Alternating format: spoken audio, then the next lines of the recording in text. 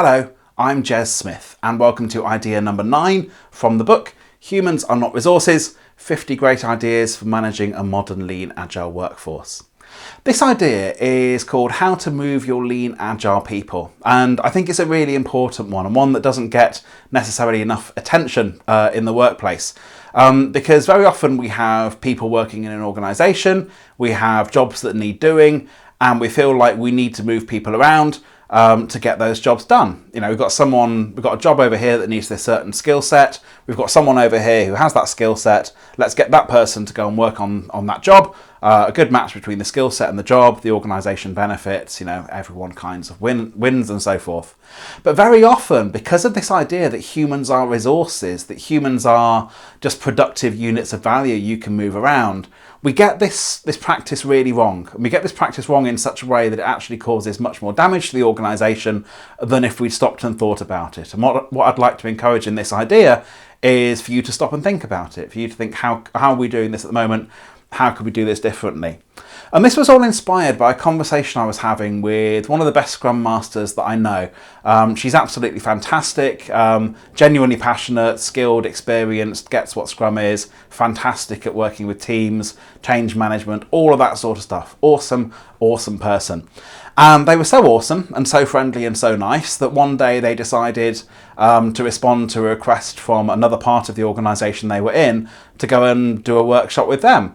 They said, well, it'd be great to share the love, to spread some knowledge around. This part of the organisation is interested in moving towards more lean and agile ways of working. I'll spare a couple of hours. I'll go and run a workshop with them, then come back to the teams that I'm serving at the moment. And the workshop went really, really well, apparently. And then a bit later, this person got an email, this Scrum Master got an email from their manager's manager, someone quite senior in the organisation, saying, I've just had this email through, what's going on?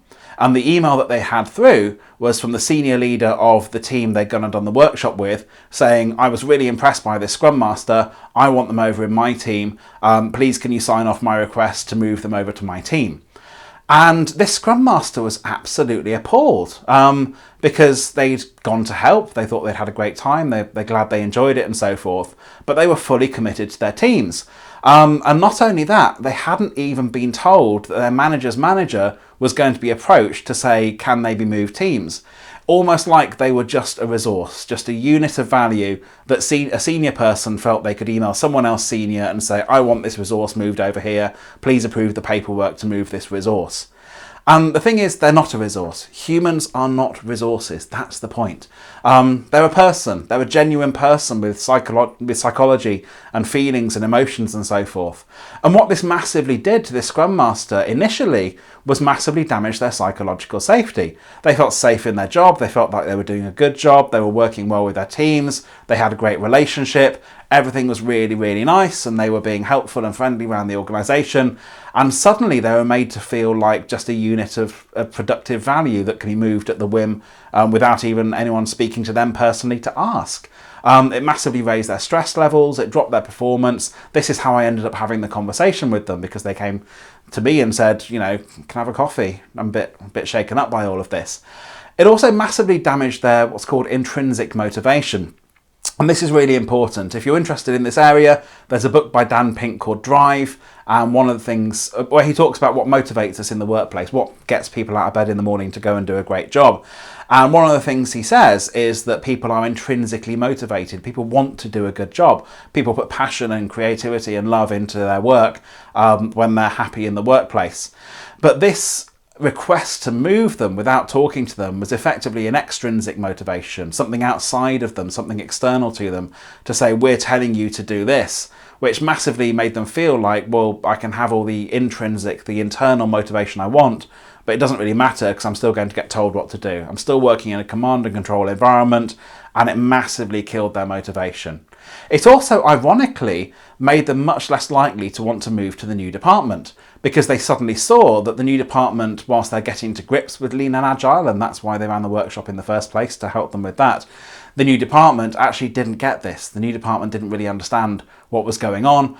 They still thought humans were resources. And so the Scrum Master went, you know what, I've probably dodged a bullet here. If I was working in a place where I'm seen as just a resource that can be moved around, probably that's not a good fit for either side. So the department itself ended up losing out.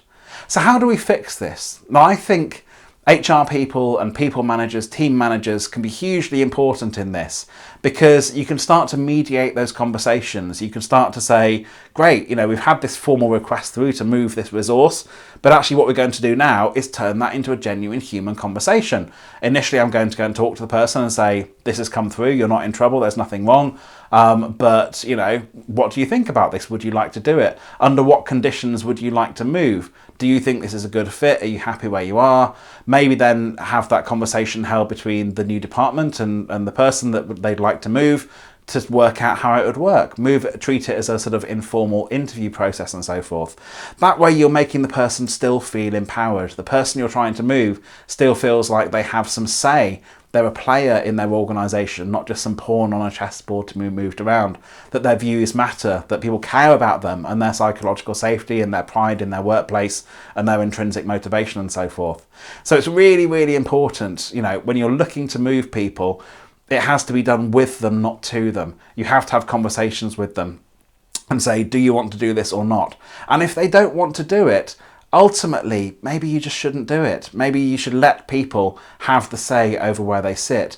Obviously, you can say to them, we think it'd be great for you and for the organisation if you wanted to go and explore this area over here. Fantastic. They may say, well, there are certain conditions I need for that to happen. Fine, then you can have that conversation, almost like like a mini interview process. But ultimately, what matters to you more? Does it matter to you to have the command and control ability to move people around your organisation as if they're resources? Or does it matter to you to have high-performing, motivated, happy, intrinsically motivated, productive people in your workforce who are doing the best job they possibly can for you day in and day out? I suspect the latter matters to you more than the former. And if it does, you might have to get rid of the former. You might have to stop saying people are resources humans are resources we can move around, and start saying people are people that we can invite to move, and we can discuss that with them and offer them options and so forth. But fundamentally, they're in charge of their own destiny. They get to decide these things, and we're not going to have any more requests from a senior person to a senior person to move a resource into a different department. You have to kind of cut that mentality out. So the experiment I would like you to try really is just to kind of review how you currently move people. Does it respect their autonomy? Does it respect their sense of mastery and their sense of purpose? Does it respect their intrinsic motivation to do a great job where they are? Or is it actually going to kill their motivation and make them feel just like resources in the workplace who don't really matter? They're just another unit of value, reasonably disposable, reasonably interchangeable, and so forth. Look at how you're moving people currently. Think of the effect it may be having on them. Maybe run some workshops and focus groups around this to get some sense of real people talking about this too. And then start to look at how your policies are in this area and whether you need to change them, whether you need to start saying to people, you know what, you're in charge of your own destiny here. You're not resources, you're people. And whilst we can suggest places we would like you to go, actually you are just as important in this and you have just as much say, if not more so, than any senior leader does in this particular conversation. Now, I hope you enjoyed that video. Hope you thought it was interesting. If you do, feel free to click the like button. That would be lovely. If you have any thoughts or feedback on it, I would love to hear those too. Do feel free to leave a comment down below. And if you really enjoyed it, feel free to subscribe to this channel. There are plenty more videos like this coming up.